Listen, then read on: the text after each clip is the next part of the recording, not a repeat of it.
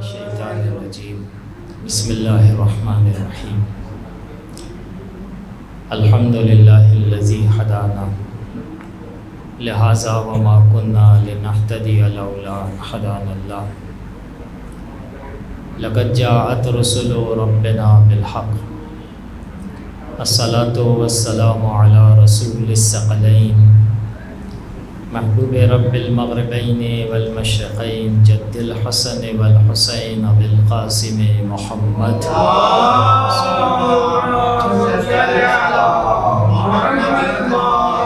ولعنۃ اللہ علی اعدائهم من العناء الى قیام یوم الدین.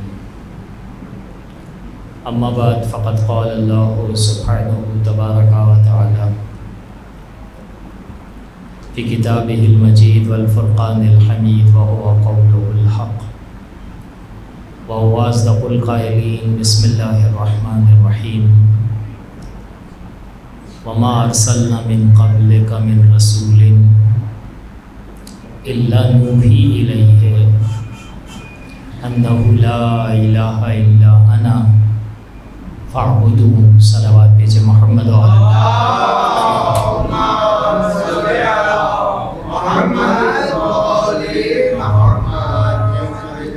سورہ انبیاء کی آیت نمبر 25 روزانہ آپ کی خدمت میں تلاوت ہو رہی ہے، اور آج نوبت ہے اس آیت کے ذیل میں قدر گفتگو، اگرچہ تمہیدی لحاظ سے یا اصلی لحاظ سے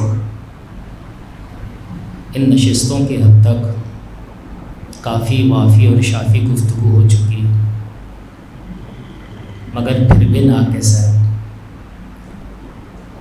پورے قرآن مجید کو عزیزان من دیکھ ڈالیں، 114 سوروں کے درمیان اور 6500 اور سمتھنگ یا کم یا زیادہ مختلف روایات کے مطابق جو آیات قرآنی ہیں، ڈائریکٹلی اور انڈائریکٹلی خداوند عالم نے اپنی وحدانیت کا تذکرہ کیا ہے. اب چاہے اس کا تعلق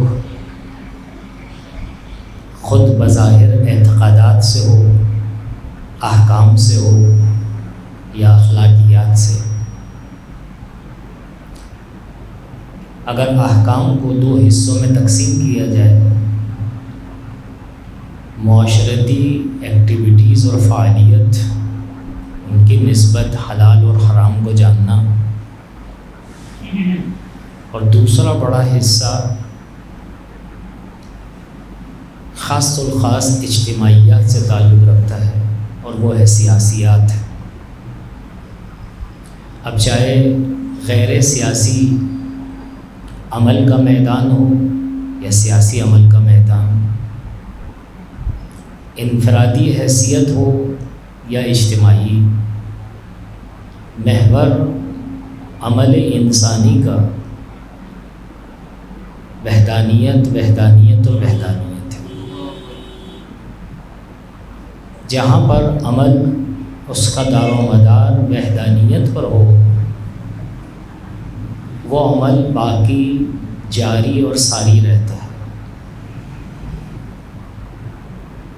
باقی اور جاری کی میننگ تو ہم جانتے ہیں اردو میں، ساری کی میننگ کیا ہے؟ ساری یعنی آسان الفاظ میں ہمیشہ یاد رکھنے کے لیے، یعنی نتیجہ بخش، ظاہر بھی اور باطن بھی. اس دنیا میں جنہوں نے اپنے عمل کو انفرادی یا اجتماعی لحاظ سے باقی اور جاری رکھا، یعنی کنٹینیو رکھا، اس دنیا میں بھی انہوں نے نتیجے کو دیکھا، اور یہیں پر بیٹھے بٹھائے اس دنیا میں بھی نتیجے کو دیکھ لیا. یہ کیسے ممکن ہے؟ میں اور آپ عام طور پر مجالس اعضاء میں، اور وہ بھی جو ہے مجالس اعضاء کے اختتام پر، یعنی مصاحب کا جب تذکرہ ہوتا ہے، اور وہ بھی مصاحب کے درمیان خاص الخاص شب عاشور کے مصاحب، سید الشہداء نے جب سب کو آزما لیا، طارق بن زیاد نے اندلس پہنچنے کے بعد ابھی فتح نہیں کیا اس نے، دریا کراس کیا اپنے لشکریوں کے ساتھ. سب سے پہلا کام جو انجام دیا، اپنے سپاہیوں سے کہا کشتیاں جلا ڈالو، اور جو آذو کا ساتھ لیا ہے وہ بھی ختم کر دو سوائے چند دنوں کے. اب وہ لشکری بھی حیران ہے، سپاہی، سامنے دشمن ہے اور پیچھے دریا ہے، کشتی وغیرہ کوئی چیز نہیں ہے. کب لڑو جا کر، یا مر جاؤ یا زندہ رہ کر فتح پاؤ. یہ طارق بن زیاد ہے. اور سید الشہداء نے کیا کیا تھا؟ سب کو آزاد چھوڑ دیا.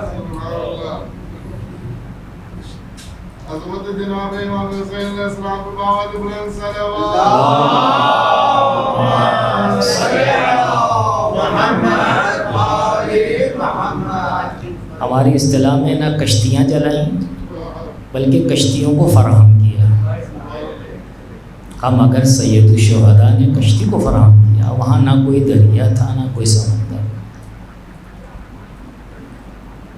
وہ کشتیاں کیا تھیں؟ وہ کشتیاں رات کی تاریکی میں ان راستوں کی نشاندہی کرنا ہے کہ جو سید الشہداء ہی واقف تھے. کا فلاں راستہ کھلا ہوا ہے، فلاں راستہ کھلا ہوا ہے، فلاں راستہ کھلا ہوا ہے. اور گارنٹی بھی دی تمہارے خون سے ان کو کوئی سروکار نہیں ہے. جب آزما لیا نا تو سب نے بیک زبان ہو کر کہا ایک جان دی ہے، 1000 جانیں بھی اگر خدا دے دے فدا کرنے کو تیار. اب یہیں پر ہی بیٹھے بیٹھائے اس دنیا کی سیر کروائی ہے. یہ کب ہوتا ہے اور کیوں ہوتا ہے اور کیسے؟ جب بندہ اللہ کا ہو جاتا ہے نا تو اللہ اس کا ہو جاتا ہے. اس کے بھی مراحل ہیں. سید الشہداء تو سید الشہداء ہے، یعنی کیا؟ سید الشہداء کو خداوند عالم نے کن اور یکون کی سلطنت عطا کی. کون؟ فا نہیں کہا ہے، ہم نے فا نہیں کہا ہے کہ کن اور یکون میں اگر فا کا فاصلہ ہو تو بڑا فاصلہ ہے. خدا جب کن کہتا ہے تو فا نہیں ہوتا، بلو یہ کہ قرآن مجید میں اس نے فا کو رکھا ہے میری اور آپ کی دانست کے مطابق. وہ فاصلہ ہے. خدا کہتا ہے تو صحیح انی جاعل فی الارض خلیفہ. خلیفہ کا معنی کیا ہے؟ کہ جو منوب ان میں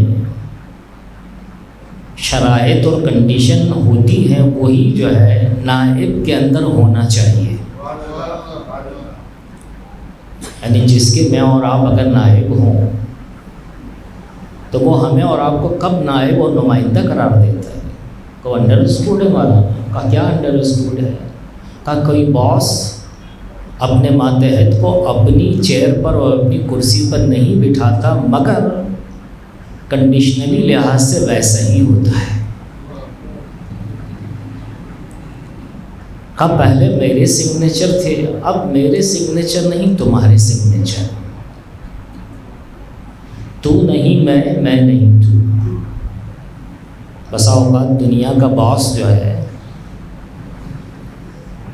وہ آؤٹ ڈور چلا جاتا ہے، شہر چھوڑ دیتا ہے، ملک چھوڑ دیتا ہے. کہا جناب آپ ہماری کرسی پر بیٹھ جائیے. کہا میں کہاں؟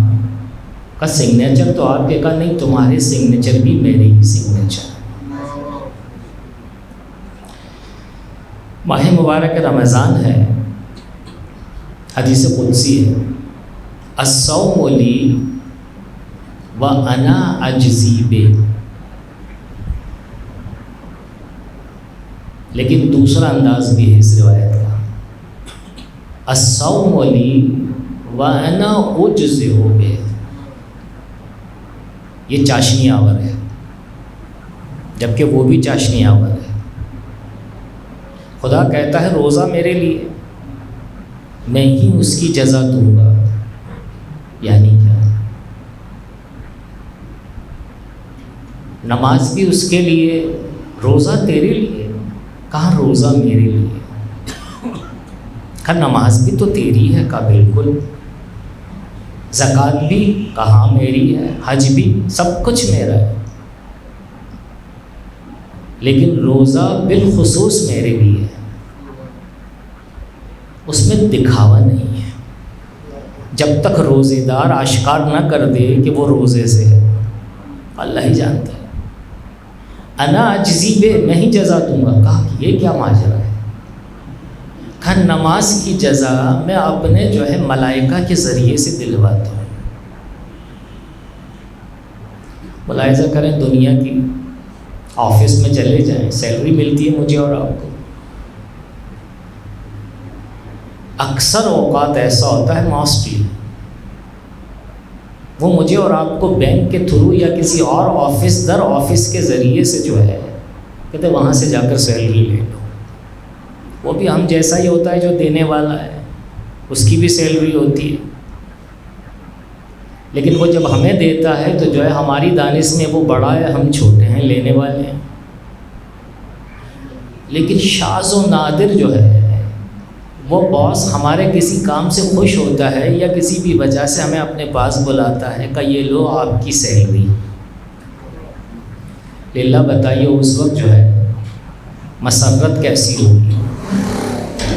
ہمیشہ جب سیلری ملتی ہے وہ مسرت ہوتی ہے، انسان کا دل شاد ہوتا ہے، لیکن جب جو ہے سیلری ملتی ہے تو اور زیادہ خوش ہوتا ہے۔ لیکن اگر سیٹ کے ہاتھ اور باس کے ہاتھ ملے، مارکا ہے۔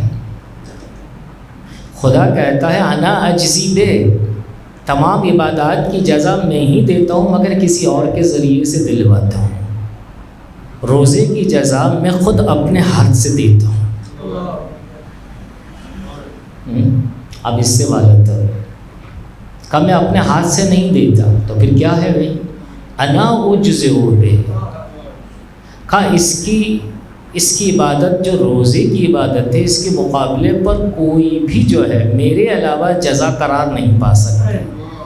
اگر جزا ہے تو میری خود ذات جزا ہے۔ اگر وہ باس دنیا کا کہہ دے، مجھے اور آپ کو کہ نہیں کہتے، اگر کہہ دے کہ یہ سیلری تمہارے لیے کچھ نہیں، میں ہوں تمہارے لیے، جو بھی چاہو مانگنا مانگو۔ عزیزان من، کن اور یکون کے درمیان فا نہیں ہے۔ سید الشہداء نے یہیں پر ہی بیٹھے بٹھائے بتلایا کہ اے حور، جنت میں تمہارا یہ مقام ہے۔ اے مسلم ابن اوسجا، جنت میں تمہارا یہ مقام ہے۔ اے حبیب، جنت میں تمہارا یہ مقام ہے۔ یہ کون دکھلا سکتا ہے؟ جس کی جنت اپنی ہو، جس کی جنت اپنی ہو۔ جب یہاں تک بات آئی، اگرچہ وہ قرار نہیں تھا، لیکن سنتے جائیے، موضوع سے جدا نہیں ہے مطلب۔ سید الشہداء نے اسی شب عاشور بہت ساری گفتگو کی ہے، عظیم الشان خطبہ ہے،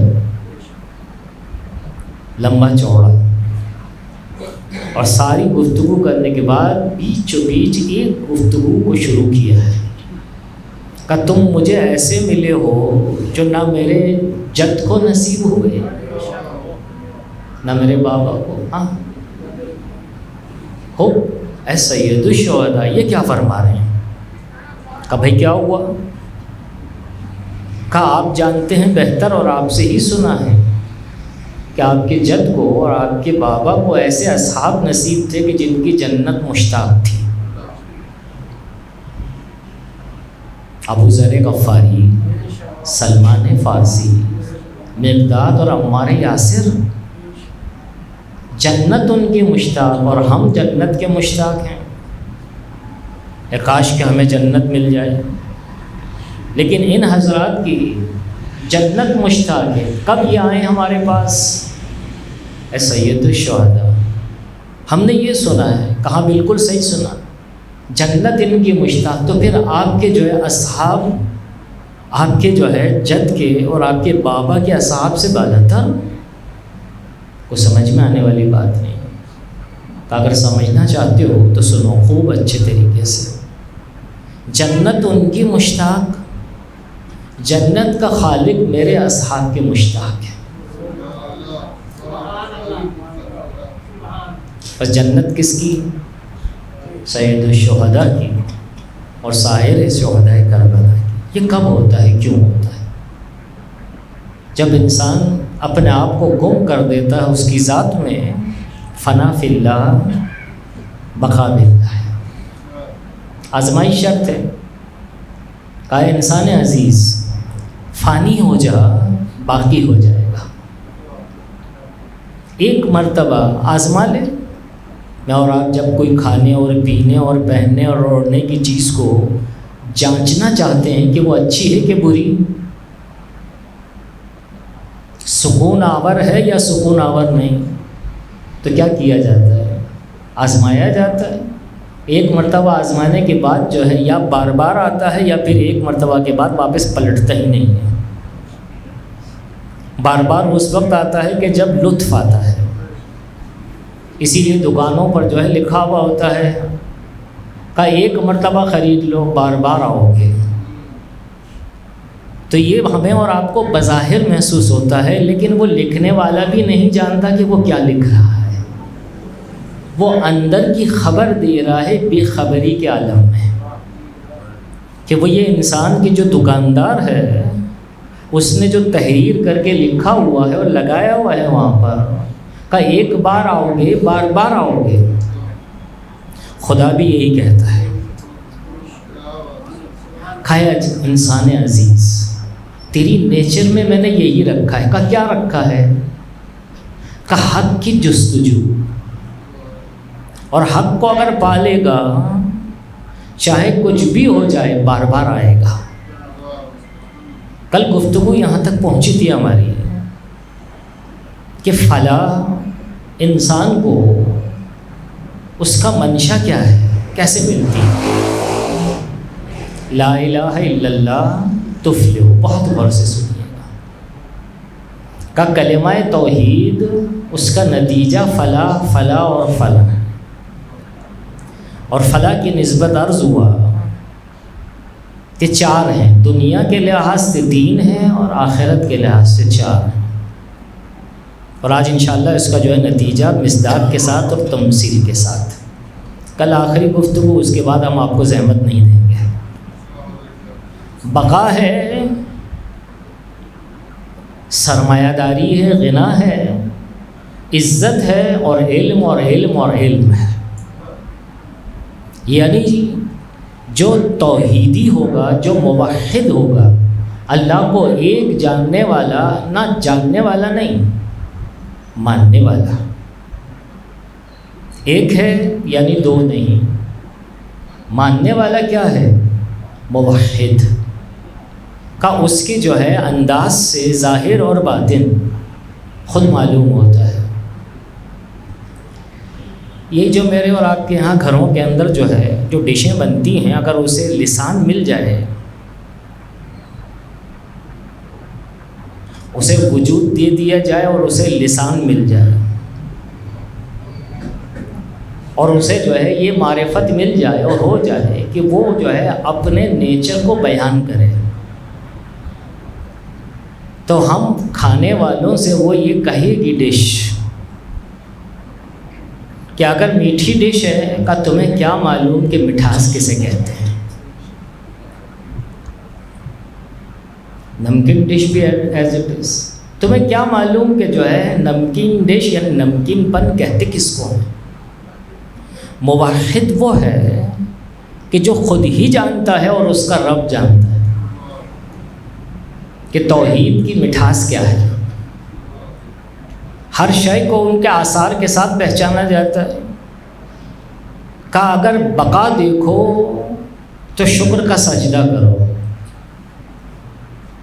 اگر سرمایہ داری دیکھو تو شکر کا سجدہ کرو، اگر عزت ہی عزت ملاحظہ کرو تو شکر کا سجدہ کرو، اگر ایسا علم میسر آ جائے کہ جس کے پہلو میں جہالت نہ ہو، لمبا سجدہ کرو۔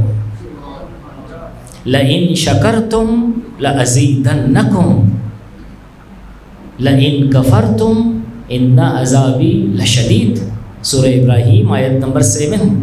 خدا کیا کہتا ہے کہ اگر نعمت کے مقابلے پر تشکر کرو گے نا تو جس نعمت کے مقابلے پر تم نے شکریہ ادا کیا ہے دو بالا کر دوں گا۔ لیکن خبردار و خبردار و خبردار، اگر کفران نعمت کرو گے میرا عذاب شدید ہے۔ شکران نعمت اگر ہو جائے تو خدا کیا کہتا ہے؟ لازیدنکم، بہت غور سے سنیے گا، لذیذ ہے جب ذہن آمادہ ہے۔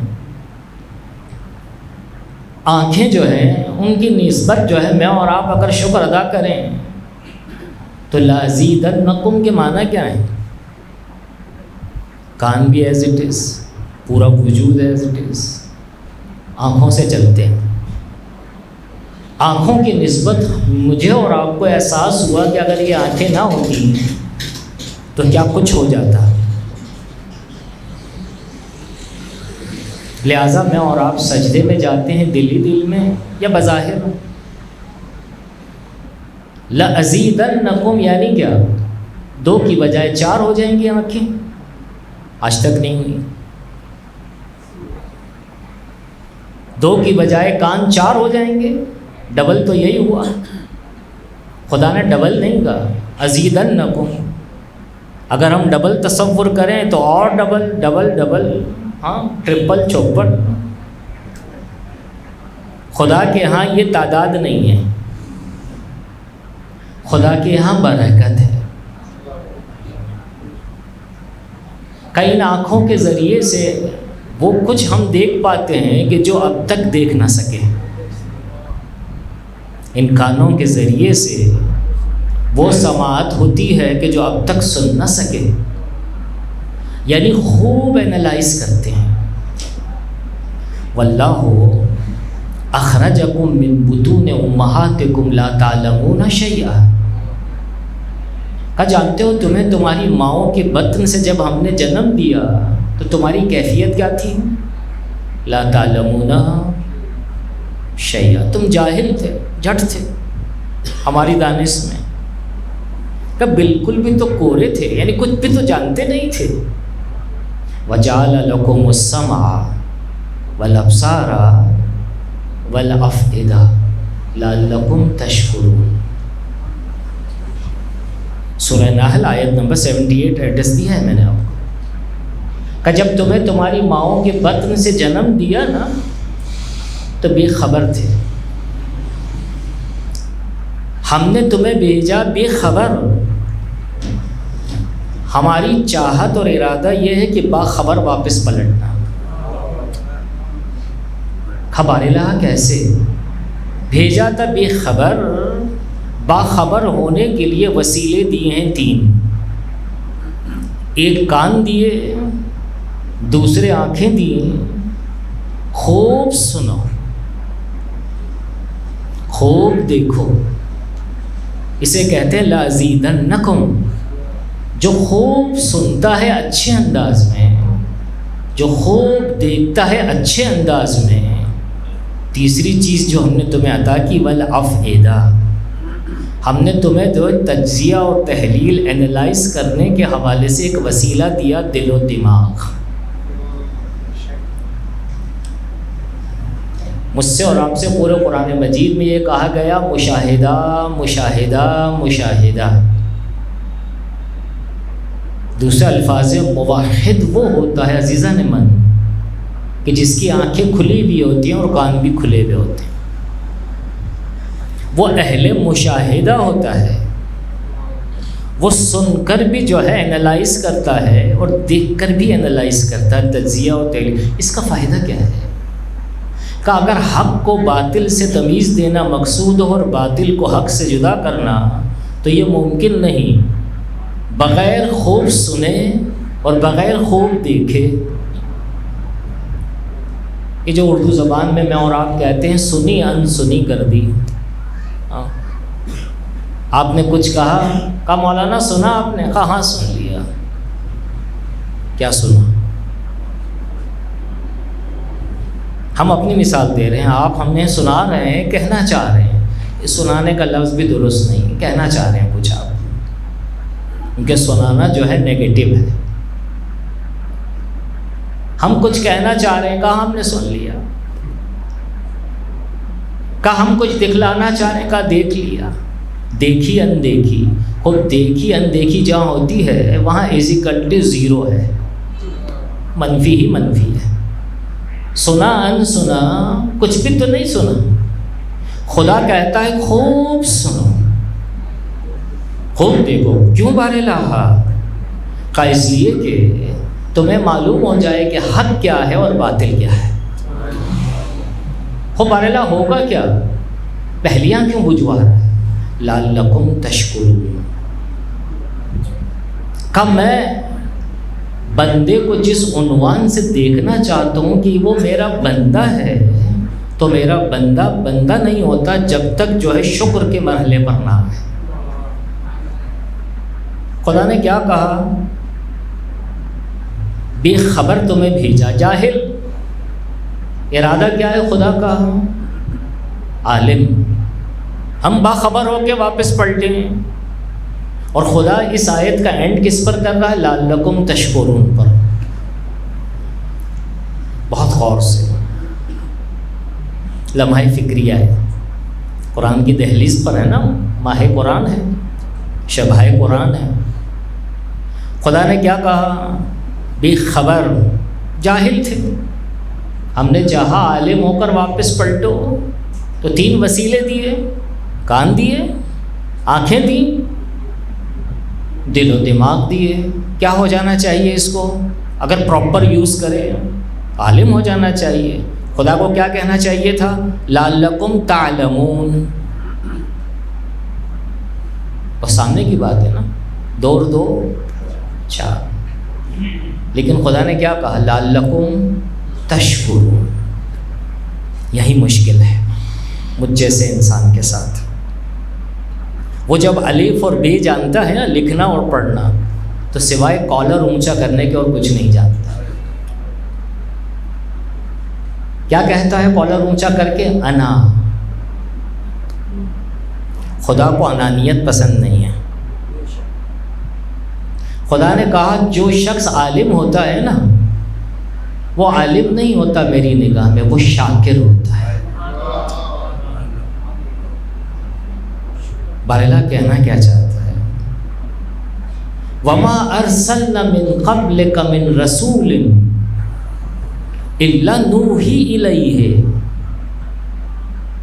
انہ لا الہ الا انا فاعبدون۔ آج تیسری نشست ہے ہماری، اور روزانہ اس آیت کی تلاوت ہو رہی ہے، لیکن آج باری ہے اس کی۔ کہ ہم نے اے حبیب تم سے پہلے کسی نبی کو بھی نہیں بھیجا مگر اس پر وحی نازل کی۔ جانتے ہو وحی کیا ہے؟ وہ لا الہ الا انا، کوئی معبود تو نہیں سوائے میرے۔ الا اللہ نہیں کہا، انا۔ جب انانیت اس کو زیب دیتی ہے تو مجھ جیسا انسان اگر انا کہے تو چاہے علامت الدہر ہی کیوں نہ ہو جائے، پھر بھی گہری کھائی کے اندر موجود ہے جہالت کی۔ مت کالر اونچا کرو الف اور بے کو جو ہے سیکھ کر اور جان کر۔ خدا کہتا ہے لا الہ الا انا۔ خدا تو کہنا کیا چاہتا ہے؟ کا سنو، خوب غور سے سنو، اسی آیت کی دہلیز پر غور کرو۔ کا لا الہ الا انا، جانتے ہو اس کی میننگ کیا ہے؟ کبال اللہ تو ہی جانتا ہے، فاعبدون۔ ہاں لا الہ الا اللہ کی اور انا کی جو ہے میننگ جو ہے بندگی بندگی بندگی ہے.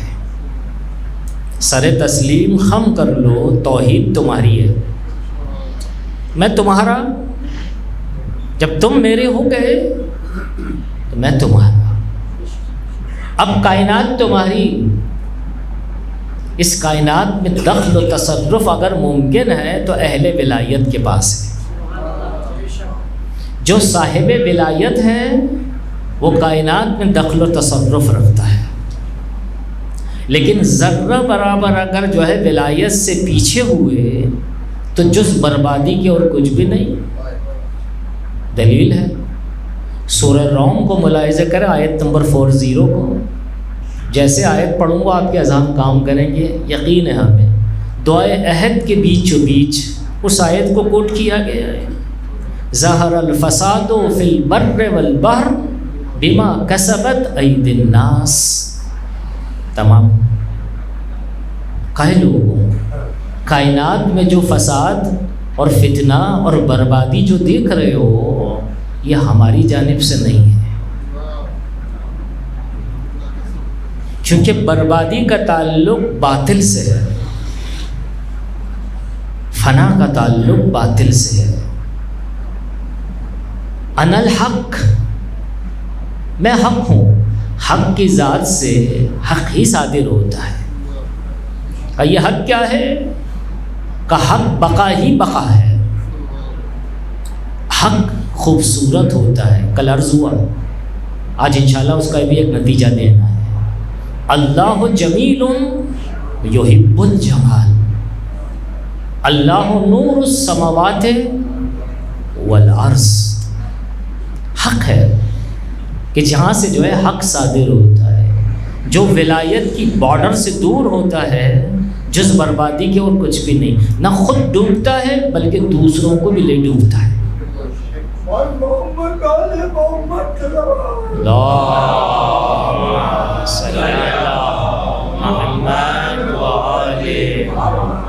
خود ڈوبتا نہیں، دوسروں کو بھی لے ڈوبتا ہے. یہ ہے حق اور وہ ہے باطل. جب یہاں تک بات آئی تو عزیزوں سنیں، بہت ساری باتوں کو اسکپ کر کے آگے بڑھ رہے ہیں، وقت کم ہے. جب کل فلاح کی گفتگو ہوئی تو آپ سب کا سوال ہم سے اور ہم آپ سے سوال کرتے ہیں، اور ہم سب مل کر رب ذوالجلال سے سوال کرتے ہیں. بارالہ فلاح ہماری ذاتی شے ہے، اس لیے کہ اگر اس سے سوال کرنا ہم نے شروع کیا پورے قرآن مجید میں تو کہیں جواب نظر نہیں آتا. فلاح کیوں؟ جب جواب نہیں اس کا مطلب ہے ذاتی شے ہے ہماری. کل عرض ہوا آپ کی خدمت میں، ریپیٹ نہیں کرنا اسے، لیکن ہم ایک سوال کرنا چاہتے ہیں سب کے سب. فلاح کیسے ممکن ہے؟ یہ تو سوال کر سکتے ہیں نا میں اور آپ. دوسرے الفاظ میں جو گم شدہ شے ہے ہماری، کیسے تلاش کریں؟ کہاں تلاش کریں؟ دور یا خود اپنے اندر؟ بہت غور سے سنیے گا، اشارہ دیا ہے میں نے. خدا کہتا ہے کہ فلاح تیری ذاتی شے ہے. یہ خوب سوال کیا تو نے، تو آپ میرے کلام مجید کی دہلیز پر میں تجھے جواب دیتا ہوں. جیسے آیات پڑھوں گا میں اور آپ جانتے ہیں ان آیات کو، مجھ جیسا انسان غافل ہے. سورہ مومنون کی ابتدائی آیات پہلی اور دوسری، قد افلح المومنون الذین هم فی صلاتهم خاشعون. تمام. خدا کہتا ہے فلاح چاہیے، کہ بالکل میری گمشدہ شے ہے، تو اسے دینے کے لیے تیار ہے، لیکن سستی میری جانب سے. بتلا بارالہ کون سا طریقہ جو ہے اپلائی کروں کہ وہ مجھے مل جائے. کہ جب وقت نماز ہو نا، محراب عبادت میں حاضر ہو، خشوع و خضوع کے ساتھ میرے سامنے حاضر ہو جا. جب تکبیرت الاحرام کے تو تیرے جیسے ہی ہاتھ بلند ہوں تو یہ ہاتھ کی پشت جو ہے پس پشت ڈال دے ان تمام چیزوں کو کہ جو دنیا و ما فیہا ہے.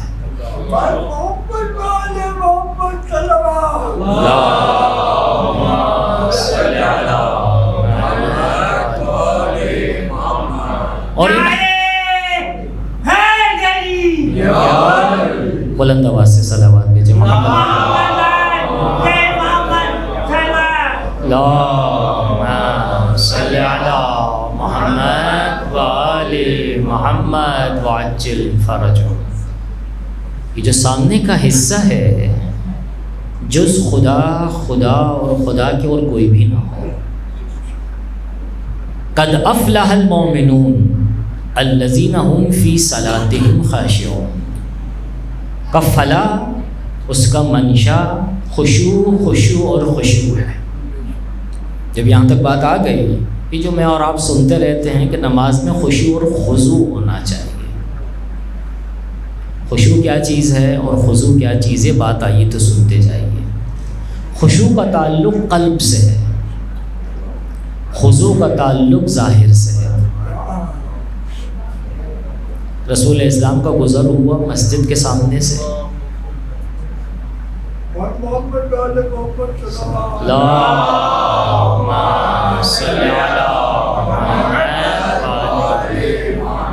ایک صاحب نماز پڑھ رہے تھے.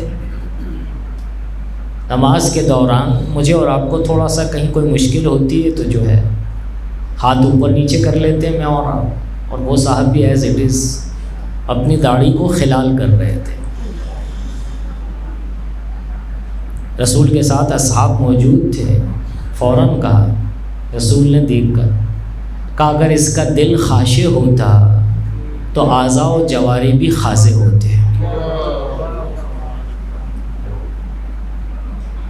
دل اگر خاشع ہوتا تو اعضاء و جوارح بھی خاضع ہوتے. دل اگر متوجہ ہے، ممکن نہیں کہ ہاتھ تو جو ہے پیر ہمارے کسی اور جگہ جائیں. یہ اور بات ہے کہ جو ہے بغیر توجہ کے اگر چلے جائیں. توجہ ان ہاتھوں کی بھی خدا ہے، اس پورے ظاہری بدن کی توجہ بھی، ورنہ خدا خود کہتا ہے کہ جدھر بھی رخ کر لو میرا وجود ہے. لیکن کہا کیا گیا، روح و قبلہ. ظاہر کے ذریعے سے انسان باطن کی طرف جاتا ہے کہ یہ نشانی ہے مجھ تک پہنچنے کی. قد افلح المؤمنون الذین هم فی صلاتهم خاشعون. یہ ایک طریقہ فلاح کو پانے کا، سعادت اور نجات کو پانے کا. کہ عزیز من جاننا چاہے گا، کہا کیوں نہیں، کہ ایک اور طریقہ بھی ہے. قد افلح من تزکا، سورہ اعلیٰ آیت نمبر 14، 15، 16، 17. سال میں ایک دفعہ تو پڑھتے ہیں میں اور آپ، یا 2 دفعہ جب عید کے ایام آتے ہیں. قد افلح من تزکا کا فلاح کی نسبت سوال کیا ہے. کا فلاح کا منشا پالش ہے، کا اپنے نفس کو پالش کرو، پاک و پاکیزہ کرو. فلاح پائی اس نے کہ جس نے جو ہے اپنا تزکیہ کیا. اور تزکیہ انسان کب کرتا ہے کہ جب آلودگی ہو، ایک چیز جب اجلی ہو، دھندلی نہ ہو، اور ہم اور آپ سے ایک دوسرے سے کہیں کہ بھائی اسے اجلا کر دو کا مولانا، یہ ویسے ہی اجلی ہے. اگر دھندلی ہوتی تو آپ کی بات صحیح تھی. خدا کیا کہتا ہے، قد افلح من تزکا. تزکا دلیل ہے اس بات پر کہ ہمارے نفس آلودہ ہیں، کہ اس آلودگی کی بنیاد پر ہمیں اپنی گمشدہ شے نظر نہیں آتی. اس گمشدہ شے کو یاد رکھیے گا، تھوڑی دیر بعد کام آئے گا. تمثیل پیش کروں گا آپ کے سامنے، اگر جو ہے کلام یہاں تک پہنچا تو، اور آپ کے اندر حوصلہ دیکھا تو صلوات بھیجیں محمد وآل محمد.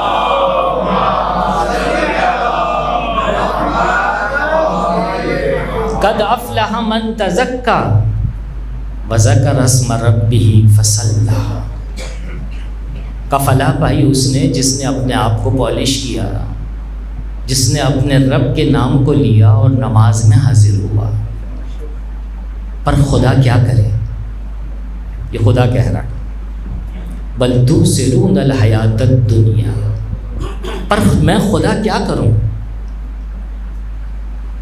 ہم اپنی دانش میں ایک دوسرے سے جو ہے جب کسی کو سمجھاتے ہیں، پیرنٹس خصوصی طور پر اپنی اولاد کو کہ بھائی یہ چیز اچھی ہے، یہ بری ہے، چھوڑ دو اسے.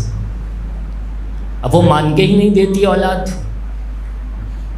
تو اب جو ہے مایوسی کے عالم میں جو ہے ماں باپ کیا کہتے ہیں، ہم کیا کریں، تم سدھر کے ہی نہیں دیتے. بل تؤثرون الحیات الدنیا، کہ تم جو ہے دنیا کی زندگی کو ترجیح دیتے ہو. والآخرۃ خیر و ابقیٰ، کہ جب دیکھو تم دنیا کو مقدم کرتے ہو آخرت پر. آخر راز کیا ہے؟ کہ خدا تو خود ہی بتلا. کہ میں بتلاؤں؟ بالکل میں بتا سکتا ہوں، کیونکہ تم میری خلقت ہو. میں ظاہر کو بھی جانتا ہوں، باطن کو بھی جانتا ہوں، تمہاری نیچر سے واقف ہوں. کہ ہماری نیچر کیا ہے، ہم دنیا کو کیوں ترجیح دیتے ہیں آخرت پر؟ تو یاد رکھیں عزیزان من، اس انسان کی نیچر میں ہے کہ خوب سے خوب تر کی تلاش رہتی ہے اس کو. کہ بھئی یہ کیا ہے؟ خدا نے کیا کہا؟ والآخرۃ خیر و ابقیٰ. آخرت بہتر ہی بہتر ہے. خیرون سپرلیٹیو ڈگری ہے، صیغہ مبالغہ ہے. ابقیٰ بھی اسی طریقے ایز اٹ از، باقی رہنے والی، جس کے مقابلے پر کوئی دوسری چیز نہیں. خدا نے ایسا کیوں کہا؟ خدا کہتا ہے میں تمہاری نیچر سے واقف ہوں، اسی لیے میں نے جو ہے یہ لحن اختیار کیا ہے. کہا سمجھ میں نہیں آئی. کہا تم بازار جاتے ہو، بہت غور سے سنیے گا. کہا بالکل. خریداری کرتے ہو؟ کہا بالکل. میں اور آپ جب جو ہے کسی شے کی خریداری کرنا ہو تو جاتے ہیں. مثال کے طور پر کپڑا خریدنا ہے، موبائل خریدنا ہے، ایک ڈیوائس. اب جب دکاندار سے جو ہے گفتگو شروع ہوئی، جاتے ہی پوچھتے ہیں کوئی اچھا موبائل ہے؟ بھئی اچھا اور بڑھیا کپڑا دکھانا. کہ بھئی یہ بڑھیا کپڑا کیا ہوتا ہے بھائی؟ کبھی میڈ ان جاپان ہے. کیوں بھائی میڈ ان جاپان؟ کہ جو جاپانی کپڑا ہوتا ہے نا وہ خیر ہی خیر ہے، اس سے عمدہ کوئی بھی نہیں کپڑا. جتنا پہن لو دھو لو اتنا ہی اجلا. اور دوسری کوالٹی کیا ہے اس کی؟ کہ اسے دھو لو پہن لو برسہ برس پہن لو ویسا کا ویسا. باقی یہ ہماری نیچر میں ہے.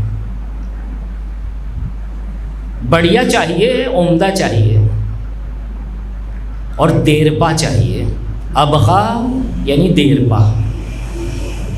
اس سے بہتر اردو زبان میں کوئی دوسری چیز نہیں. دیر پا چاہیے. یہ دیر پائیت کی نیچر ہمارے اندر ہے، عمدگی کی نیچر ہمارے جو ہے وجود کے اندر ہے. خدا نے اسی نیچر کو سامنے رکھ کے کہ جو ہے وہی علیم ہے، ہم نے نہیں کہا عالم، وہی علیم ہے، یعنی وہی جانتا ہے اور خوب جانتا ہے کہ اس انسان کی نیچر کے اندر کیا چیز موجود ہے. والآخرۃ خیر و ابقیٰ. کہا ہے عزیز انسان تجھے عمدگی چاہیے تو آخرت، دیر پائیت چاہیے تو آخرت. خدا یہی کہتا ہے. یہ دیر پائیت کہاں ملے گی اور ہے کیا، اس کی شکل ہے کیا؟ خدا سورہ طٰہٰ میں مجھے اور آپ کو جو ہے ریفر کرتا ہے کہ جاؤ وہاں پر. سورہ طٰہٰ آیت نمبر 171 کو ملاحظہ کریں. وہاں پر خداوند عالم جو ہے اس مطلب کو کہتا ہے وَرِزْقُ رَبِّكَ خَيْرٌ وَأَبْقَىٰ. کہ تمہارے پروردگار کا رزق جو ہے خیر ہے اور ابقا ہے. اس سورہ اعلیٰ میں کیا کہا؟ والآخرۃ خیر وابقا. اور سورہ طٰہٰ آیت نمبر 131، میں نے 171 جو ہے سلپ ہو گیا، 131 والآخرۃ خیر وابقا یہاں کہا. اور اس طرف چلے جائیں، بہت غور سے سنیے گا، بہت لذیذ ہے. وَرِزْقُ رَبِّكَ خَيْرٌ وَأَبْقَىٰ. ٹھیک ہے، اسی سورہ طٰہٰ کی جو ہے آیت نمبر 71 میں خدا کیا کہتا ہے؟ ہم سوال کرتے ہیں یہ تیرا رزق جو ہے جو خیر اور بہتر ہے اور دیرپا ہے، وہ ہے کیا؟ پس پردہ کی بات سے جو ہے ہم اطمینان نہیں کرتے اور اکتفا نہیں. سامنے کی چیز اللہ خیر وابقا. خدا کہتا ہے واقعاً جاننا چاہو گے؟ کہا میری ذات خیری خیر ہے اور میری ذات جو ہے باقی باقی اور باقی اور دیر پا ہے. والآخرۃ خیر وابقا کی میننگ ہمیں یہاں سے ملتی ہے کہ آخرت کیا ہے؟ تمہارے رب کا رزق ہے، اور کیا خوب رزق ہے. اور خوبی کہاں پر ہے؟ خود رب ذوالجلال کی ذات ہے. وہ رزق اگر کسی کو مل گیا تو سب کچھ اس کے پاس ہے. سید الشہداء حسین ابن علی، صلوات بھیجے محمد و آل محمد.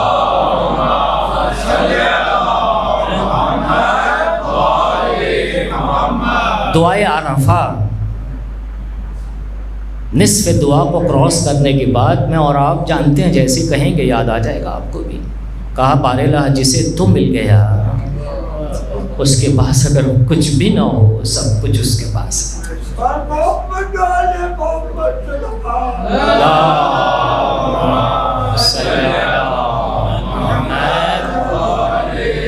جس کے پاس تو نہیں سب کچھ اس کے پاس مگر کچھ بھی نہیں.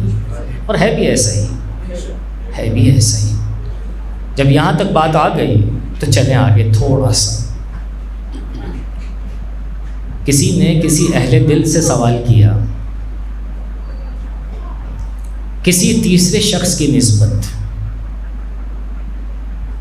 کہے جناب فلاں شخص جو ہے اور فلاں صاحب حق کی تلاش میں ادھر گئے ادھر گئے ادھر گئے، در در جو ہے گئے، جب واپس پلٹے تو اضطراب کی وہی کیفیت. کہ ادھر گئے حق کی تلاش میں، ادھر گئے حق کی تلاش میں، یہ سیر یہ سیاحت. پلٹ آئے اضطراب ایز اٹ از، وہیں کا وہیں. ایسا کیوں؟ تأمل کے بعد جواب دیا اہل دل نے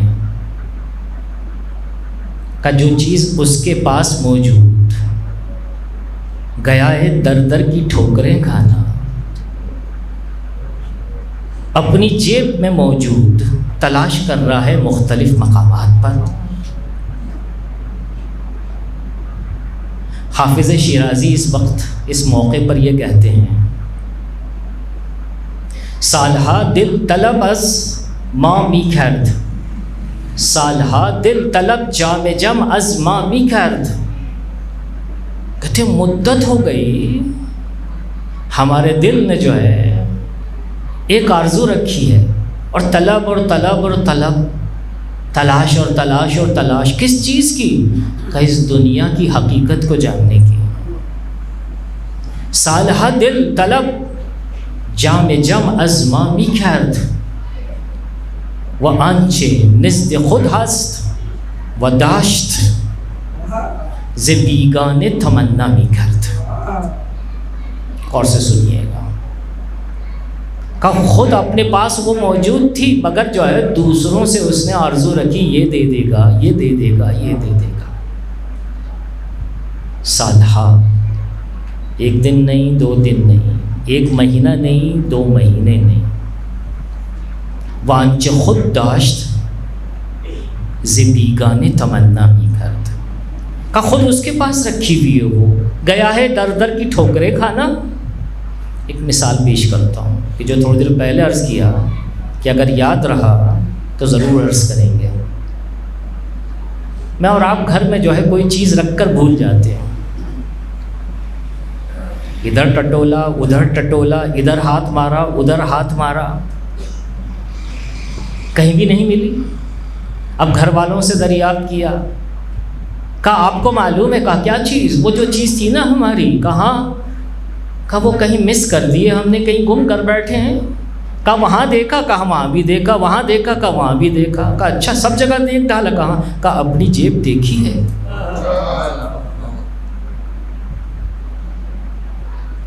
کہا اپنی جیب دیکھی ہے؟ کہا نہیں وہاں تو نہیں دیکھا. کہا دیکھیں ذرا. اب جب جیب میں ہاتھ گیا، انچ خود داشت ز بیگانے تمنا می کرد.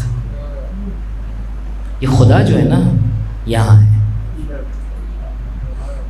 من عرف نفسہ فقد عرف ربہ. جس نے اپنے آپ کو پہچان لیا اس نے اپنے رب کو پہچان لیا. کہا کسی جگہ جانے کی ضرورت نہیں ہے، ایک کام کر. کہا کیا؟ کہا اپنے سر کو جھکا لے. جتنا خضوع اور خشوع اختیار کرے گا، اکڑ کو اور تکبر کو اور غرور کو بالائے طاق رکھ. جز خضوع اور خشوع کے خدا کہیں نہیں ملے گا. یہی خضوع اور خشوع ہے کہ جو تجھے رسائی عطا کرے گا اپنے خدا تک، کہ وہ اپنا خدا تیرا، تیری اپنی ذات ہے. یہ مطلب بس عزیز. آج کی شب ایک ایسے انسان کی شب ہے کہ جو عورت کے لباس میں ہے، لیکن وہ انسان ایسا کہ جو عورت کے لباس میں خدا اس کا اور وہ خدا کی. نہ احساساتی گفتگو ہے، نہ لفاظی ہے، نہ جذباتی گفتگو.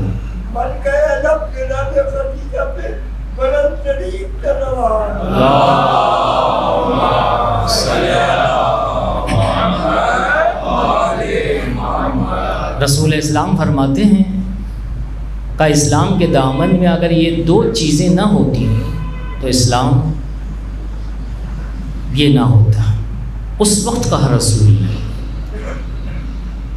مال خدیجہ اور زور بازو علی، شمشیر علی.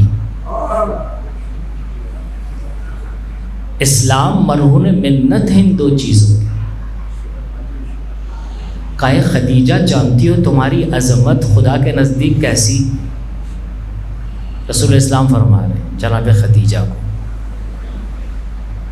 کہ تمہاری عظمت کے لیے یہی کافی اور وافی اور شافی ہے کہ خدا روزانہ ملائکہ کے درمیان فخر و مباحات کرتا ہے تمہارے نام سے. یہ اہل سنت کے یہاں بھی ہے اور ہمارے یہاں بھی ہے روایت. رسول اسلام پھر فرماتے ہیں کہ مردوں میں سے اگر جاننا چاہو کہ کتنے مردوں نے کمال کو پایا، کا کثیر تعداد ہے، لیکن عورتوں میں صرف 4 عورتوں نے کمال کو پایا.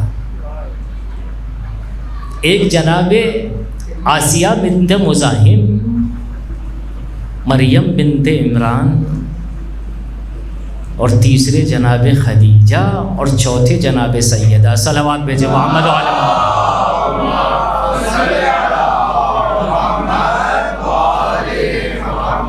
اور یہی 4 خواتین جنت کی خواتین کی سردار. ایک روایت کے مطابق سردار نہیں کہا، اگرچہ جو ایک روایت میں سرداری ہے، دوسری روایت کا لحن یہ ہے لفظ کے ساتھ خیر النساء فی الجنہ. یہ 4 ہیں کہ ان سے بہتر جنت میں کوئی بھی نہیں. کہ اگر ان کی بہتری کو اندازہ لگانا چاہیں، جس کی آج شب ہے، جبریل نازل ہوئے اور نازل ہونے کے بعد جو ہے واپس جانے لگے. رسول اسلام نے دریافت کیا، اے جبریل کچھ کہنا چاہو گے، کچھ مطالبہ ہے، کوئی درخواست کرو گے؟ کہا کچھ بھی نہیں، صرف ایک. کہا وہ کیا ہے؟ کہا ہمارا اور ہمارے رب کا سلام جناب خدیجہ سے کہہ دینا.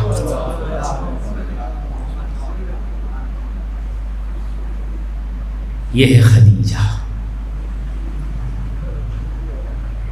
آج اگر جو ہے اہل اسلام کو دشمنی ہے نا دو محسن اسلام سے، ایک جناب ابو طالب، ایک جناب خدیجہ، تو اس کا منشا ہے. ابو طالب کا پسر علی ابن ابی طالب ہے. کیوں علی ابن ابی طالب جو ہے پسر ابو طالب؟ اور سیدہ بیٹی ہے جناب خدیجہ کی. کیوں آخر بیٹی ہوئی اس کی؟ دشمنی در دشمنی، کینہ در کینہ.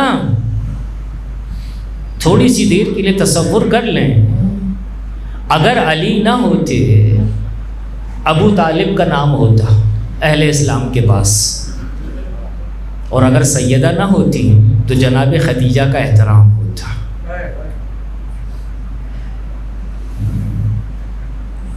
آپ کی زوجات میں سے ایک زوجہ نے رسول اسلام کی ایک مرتبہ جو ہے، 2 مرتبہ نہیں، 3 مرتبہ نہیں، 12 در 12 رسول کی زبانی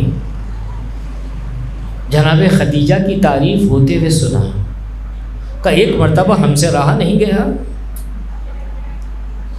کہ یا رسول اللہ جب دیکھیں جو ہے، جب دیکھو آپ ان کی تعریف کرتے ہیں. خدا نے جو ہے اس سے بہتر ہمیں دیا ہے آپ کو، وہ عمر رسیدہ، ہم جوان. رسول خدا کو جلال آیا. خود فرماتی ہیں یہ محترمہ، اور کتب روائی کے اندر موجود ہے، اوتھینٹک، معتبر، مستند، کہ رسول خدا کو اس سے پہلے ایسا جلال نہیں آیا. کہ ایک مرتبہ پیشانی پر جلال کے آثار نمودار ہوئے. اب کہنا شروع کیا، اے فلان، خدا نے جو ہے اس سے بہتر مجھے کسی کو بھی نہیں دیا، اس سے بہتر کسی کو بھی نہیں دیا. کہا یا رسول اللہ اس کا راز کیا ہے، اس کی بہتری کا راز کیا ہے؟ کہ وہ اس وقت مجھ پر ایمان لائی جب سب نے میرا انکار کیا. کہ وہ اس وقت میری نسبت جو ہے تصدیق کے مرحلے پر آئی جب سب کے سب تکذیب کے مرحلے پر تھے. اس نے اپنے مال و اسباب سے مجھے جو ہے ہمکنار کیا، دوسروں نے محروم کیا. اللہ نے جو ہے اس سے مجھے اولاد دی، کسی اور زوجہ سے اولاد نہیں دی. عزیزان من خدا ہمیں کسی غم میں نہ رلائے سوائے غم اہل بیت کے. وہ وقت آیا کہ جب جو ہے آپ کی رخصتی کا وقت تھا، اللہ کے پاس جانے کا وقت تھا. 3 سال شیب ابی طالب میں آمد و رفت تو پورا سرمایہ جو ہے خدا کی راہ میں دے دیا. ایسے ہی محسن اسلام نہیں ہوا کرتا. جس درخت کی آبیاری جو ہے جناب خدیجہ نے کی، اس درخت کی نسبت جس پانی سے جو ہے آپ نے سیراب کیا، کسی اور نے سیراب نہیں کیا. اور اگر کرنے کی کوشش بھی کی گئی تو وہ درخت تناور نہ ہو سکا. جناب خدیجہ نے جس مال سے سیراب کیا اسلام کے درخت کو، آج تناور درخت کی مانند نہ صرف درخت بلکہ ثمرات در ثمرات موجود ہیں. وقت آخر آیا، رسول اسلام سے بڑے ہی ادب کے ساتھ کہنا شروع کیا، یا رسول اللہ اب چل چلاؤ کا وقت ہے، آپ سے کچھ جو ہے نصیحتیں نہیں وصیتیں جو ہے کرنا چاہتی ہوں. ہوں۔ کہا خدیجہ کہو کیا کہنا چاہتی ہو؟ اب کہنا شروع کیا، ایک کر کے دو، دو کر کے تین۔ سب سے پہلی وصیت یہ ہے یا رسول اللہ، میں نے پوری زندگی 20 سال اور چند مہینے آپ کی خدمت میں کوتاہی کی، میں آپ کی خدمت کا حق ادا نہ کر سکی۔ جیسے ہی یہ جملہ پورا ہوا نہیں، رسول اسلام زار زار گریہ کرتے ہوئے دکھائی دیے، اور گریے کے بعد اب کہنا شروع کیا، اے خدیجہ آپ یہ کیا فرما رہی ہیں؟ آپ نے جو کچھ کیا کسی اور نے نہیں کیا۔ اب دوسری وصیت شروع ہوئی، سینوں کو تھام کے سنیے گا، یا رسول اللہ یہ میری بچی فاطمہ 5 سال کا سن و سال ہے، ابھی بچی ہے، ہماری آنکھیں بند ہونے کے بعد کہیں ایسا نہ ہو قریش کی خواتین میں سے کوئی آگے بڑھ کر اس کی صورت پر اپنے ہاتھوں کو جو ہے نہ اٹھائے۔ بس عزیزوں یہیں پر ہی رک کر کہوں گا، اے جناب خدیجہ ابھی آپ کی آنکھیں بند ہوگی نہیں، قریش کی خواتین کی آنکھیں اس پر لگی ہوئی ہوگی۔ اب جو تیسری جو ہے وصیت کرنا شروع کی تو کہتے کہتے رک گئی، یا رسول اللہ ایک اور بھی وصیت ہے لیکن کہنے میں شرم محسوس ہوتی ہے، میں اپنی بچی کے ذریعے سے کہلواؤں گی۔ جناب سیدہ کو بلایا، ایک گوشے میں لے کر گئی، اے فاطمہ اپنے پدر سے کہنا جب ہماری وفات ہو جائے تو جس کپڑوں میں پہلی وحی نازل ہوئی تھی، جو لباس پہلے سے پہ تن کیا ہوا تھا، اس میں مجھے جو ہے کفن پہنائیے گا۔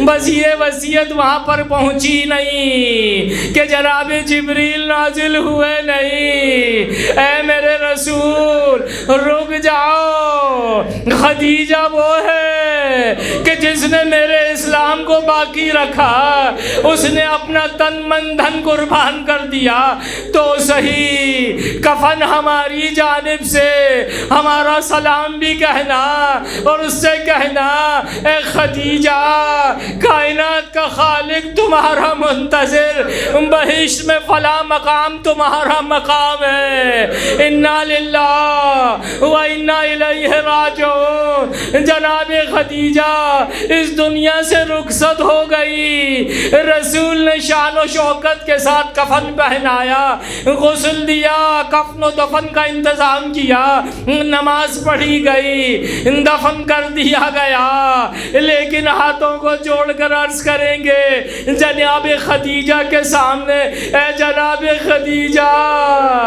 آپ اپنی بچی کی نسبت رسول اعظم سے وصیت کر کے گئیں، آپ کے جانے کے بعد رسول اعظم جیسے ہی اس دنیا سے رخصت ہوئے، آپ کی بچی پر آفتوں کے پہاڑ پر پہاڑ ٹوٹے۔ شیخ عباس قمی علیہ رحمہ اس مقام پر اپنی کتاب بہد الاذان میں ایک چھوٹی سی روایت عرض کرتے ہیں، رسول خدا کی وفات کے بعد جناب فضہ کو دیکھا گیا، گھر سے نکل رہی ہیں، راوی کہتا ہے میں نے دیکھا بی بی فضہ کو، ایک جو ہے ضعیفہ کا ہاتھ تھا، میں ہاتھوں میں عصا ہے، کمر خمیدہ ہے، لرزہ طاری ہے۔ راوی یہ کہتا ہے اے فضہ یہ ضعیفہ کون ہے؟ کہ فضہ نے ہمیں خاموش کرا دیا، اے شیخ خاموش ہو جا، یہ رسول کی بیٹی سیدہ ہے۔ کہ جیسے ہی سیدہ کا نام سنا سر و صورت کو پیٹنا شروع کیا، اے فضہ ایک اور سوال کا جواب دیتی بھی جاؤ، اے فضہ جوانی میں یہ ضعیفی کیسے؟ جناب فضہ نے جواب دیا اے شیخ تھوڑا سا انتظار کر، بیوی کو بابا کے مرکز پر لے کر جا رہی ہوں، جب مرثیہ پڑھے تو تمہیں اندازہ ہو جائے گا۔ اب جناب سیدہ بابا کے مرکز پر پہنچی، اب مرثیہ پڑھنا شروع کیا۔ صبت علیہ مسائب لو انہا صبت علیہ سرنا لیالیا۔ اے بابا آپ کے جانے کے بعد مجھ سیدہ پر آفتوں کے وہ پہاڑ ٹوٹے، روزے روشن پر ٹوٹتے، تاریک راتوں میں تبدیل ہو جائے۔